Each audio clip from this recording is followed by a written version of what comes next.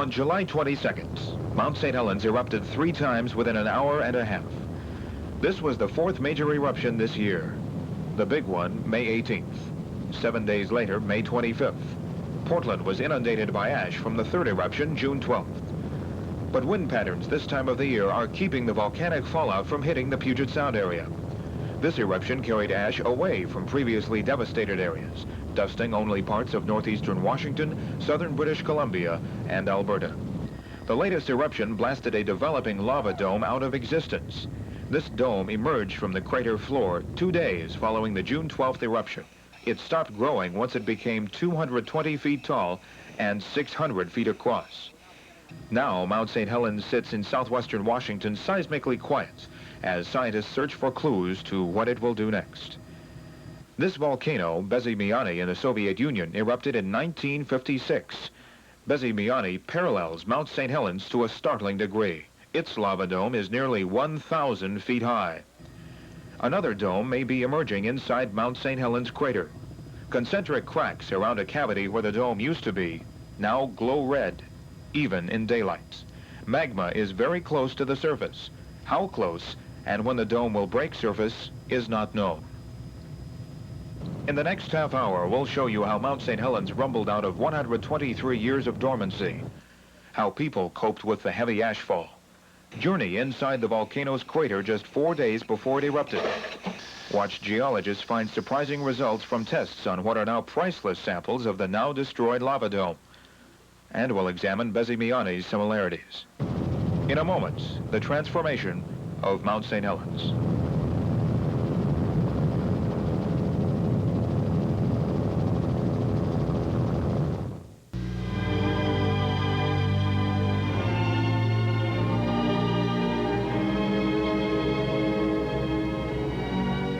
The violent cascades. Eyewitness News cameramen have spent 4 months recording a phenomenon. Using only music and photography, this is the transformation of Mount St. Helens as they saw it.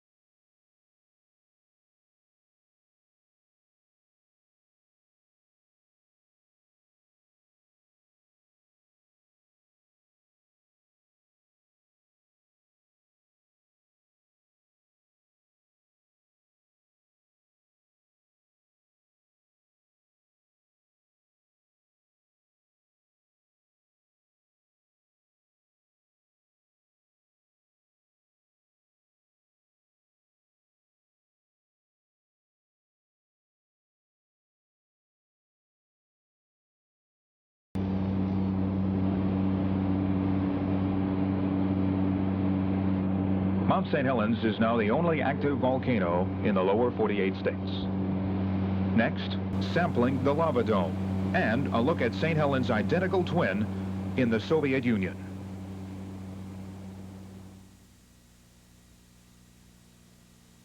Right here. Okay, now stay on the left side of the aircraft. Go on the left side, stay on the right side.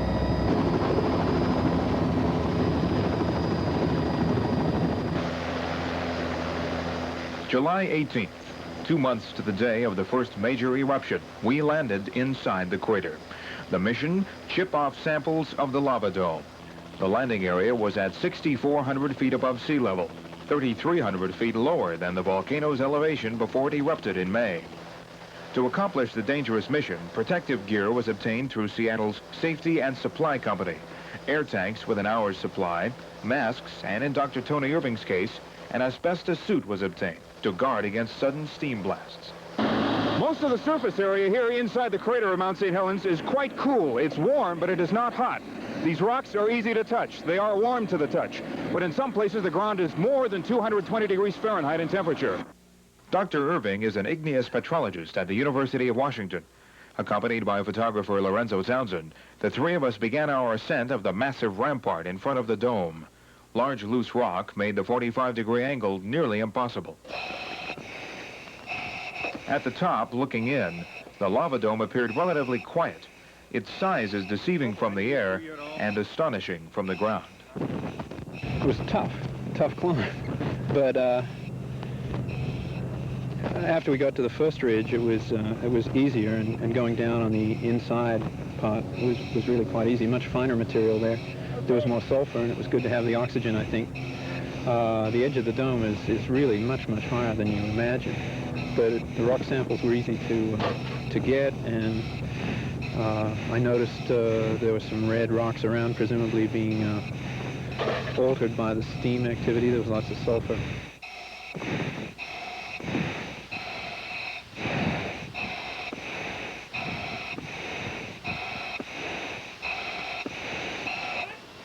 I'm coming up! But Tony could go no further. The heavy suit plus the added weight of the air supply and rock samples exhausted him. Sharing the load, we hiked back up to the lip of the rampart. Go! The steam around the dome began building up as we climbed out. It stayed clear of our escape route, but there was no fast way out if the mountain exploded to life. Maybe I'll quit smoking. Okay. Need to loosen that up somewhat.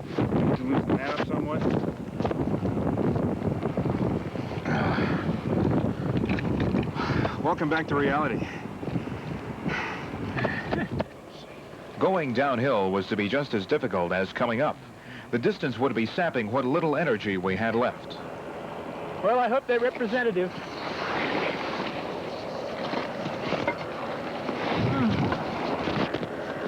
The samples brought out proved to be of great scientific interest. They are now being distributed to various universities and scientific interests throughout the country. We were very lucky as we looked back at where we had just come from. A giant cloud of steam had arisen to an altitude of 8,300 feet. The samples are cut up with diamond-tipped saws at the University of Washington. They are reduced to small blocks, then ground down even further until they are only 30 microns thick, as thin as a sheet of paper. Geologist David McDougall. At that point, almost all the minerals in the slide are transparent. And under a special microscope, you can determine a lot of the chemical and optical properties of the mineral at that thickness. The lava dome wafer is then put under a $400,000 electron microprobe, which scans the size of a pinhole. The test results. The lava dome was a hornblende biotite andesite containing plagioclase, hornblende, magnetite crystals, and gas cavities. This kind of rock is an andesite. It was not expected. One with more quartz, a dacite rock, was. What we can say from this shot, this rock type here, is that the lava was not totally molten when it was extruded, but only about 50% molten, which helps explain that it was very viscous and extruded very slowly. If another dome appears, as we expect it to in the next maybe couple of weeks, maybe a couple of months, who knows, If it appears, it's possible that it could be different than this. It may even contain quartz. This is because of processes which are still going on in the magma chamber where the molten rock is contained at some indeterminate depth. Mount St. Helens has a cousin on the other side of the Pacific Ocean. It is more like an identical twin. The volcano Bezimiany erupted in the year 1956 on the Soviets' Kamchatka Peninsula. It has received little publicity because it did not kill anyone and because it is a long way from everything. Like St. Helens, a bulge developed. Like St. Helens, a lateral explosion blew off 2,400 feet of its top. A horseshoe crater formed. Ash fell 350 miles away. In this case, too, day turned into night. The eruptions were preceded by earthquake swarms of similar magnitude. At 25 kilometers out, trees were blown down in a massive blast wave similar to the one May 18th. As with St. Helens, ash covered hundreds of square kilometers in the immediate area, melting snow and causing tremendous mud flows. Its lava dome grew from the base of the crater. Mount St. Helens has been erupting for a little more than 2 months. Bezimiany erupted for more than 8 months. If Bezimiany is any kind of predictor, Mount St. Helens could continue erupting well into the year 19